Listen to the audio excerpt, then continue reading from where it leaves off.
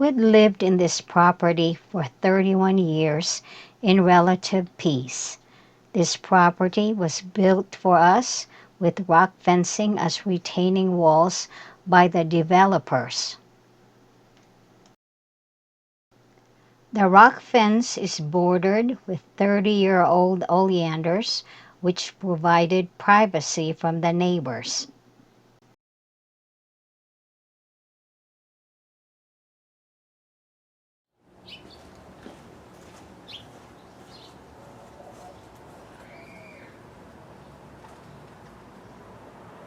Many of the neighbors have household pets, of which dogs are favorites.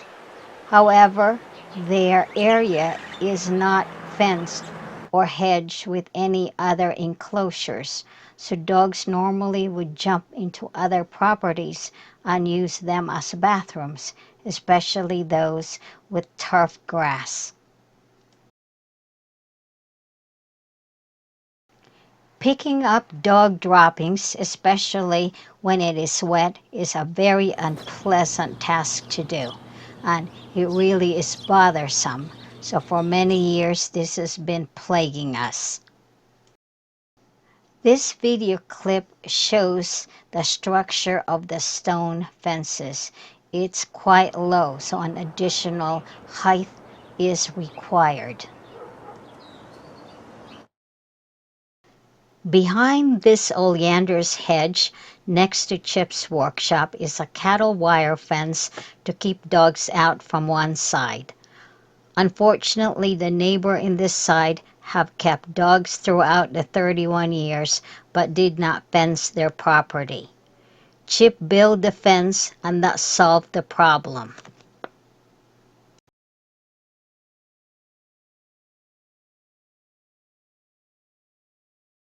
The wire fence is sturdy enough to keep all dogs out, and it goes all the way to a hill that is an easement area for the city. Here's a close-up of the oleander hedge during the summer when it is blooming. To the other side, Chip also built a fence, but it is only a partial fence to keep other dogs from the other direction.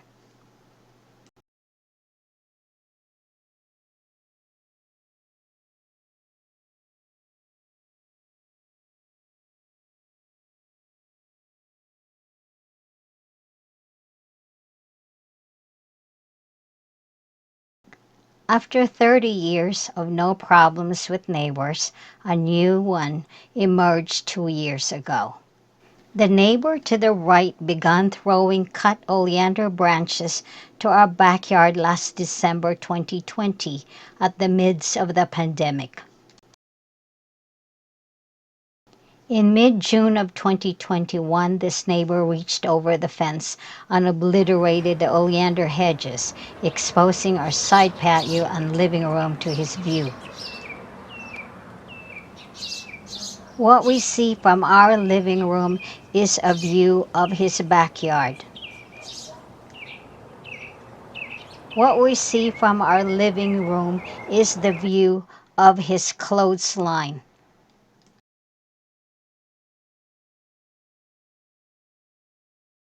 He also hangs other household items, and it is very unsightly from the view of our open patio.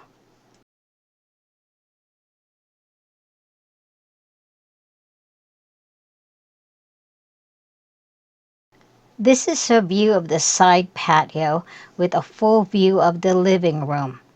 Fencing materials and tools are right now at the floor of the patio when these clips were taken. This was the 30-year-old oleander row, a photo taken in 2018.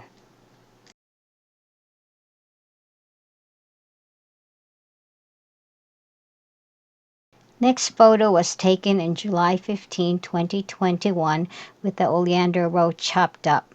Wire fencing and reed fencing are installed at the back of the oleanders.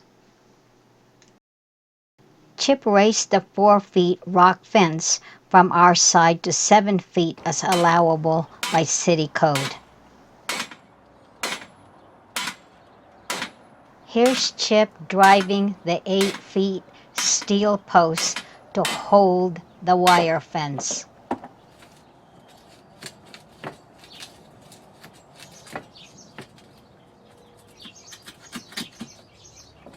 To install the post, Chip has to dig about a foot of holes and then drive those poles down. It is very hard work. Chip installed 8 of these posts to complete the fence on the other side of the property.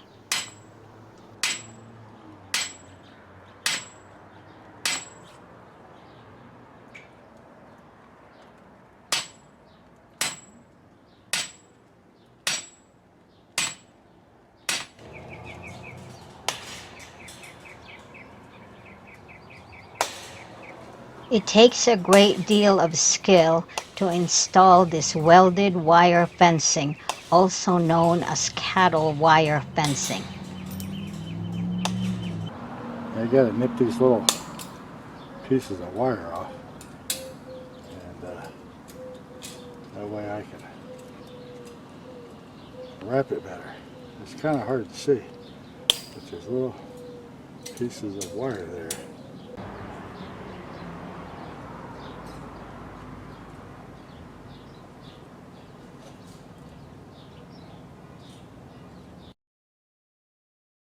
To provide much needed privacy, we also installed a reed fence attached securely with wire to the sturdy cattle wire fence.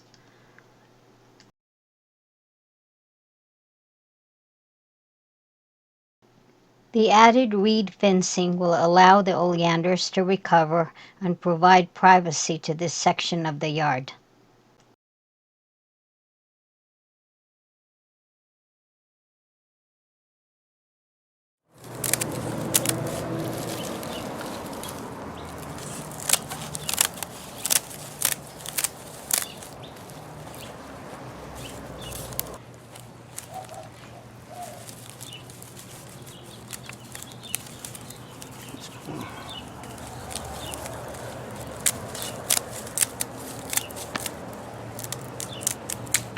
This finished fencing should be able to deter this neighbor from cutting any more limbs from the oleanders.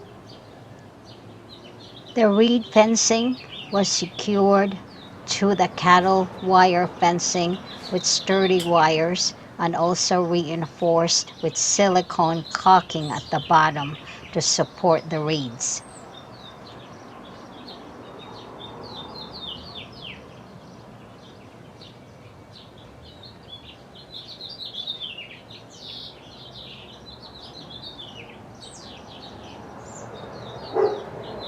It will be difficult for this neighbor to peer into our side patio and also to look into our living room through the patio sliding glass doors.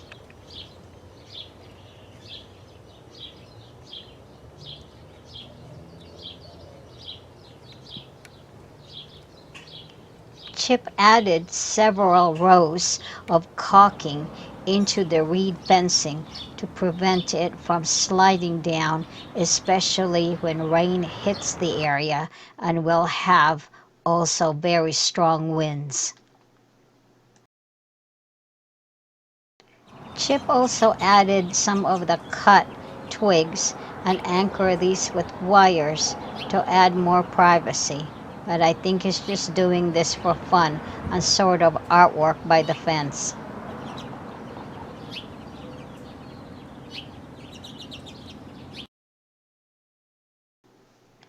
I asked Chip to take some clips to see what's on the other side of the fence.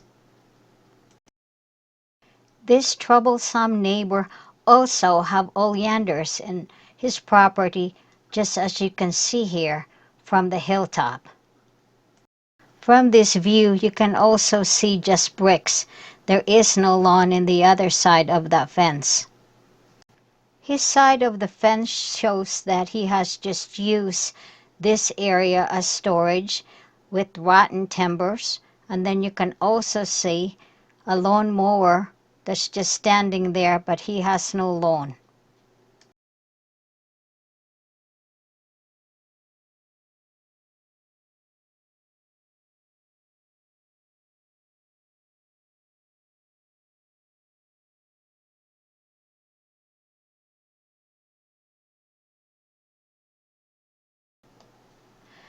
Chip wanted to speak to this neighbor and offer that we would clean his side of the fence for any dried leaves, but I recommended that he does not do so.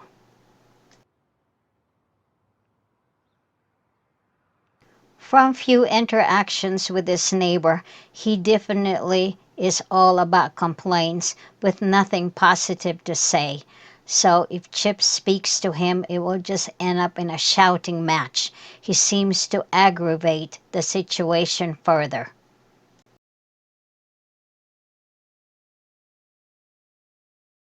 Here's also some of rusting wrought iron works that he had placed right next to the fence.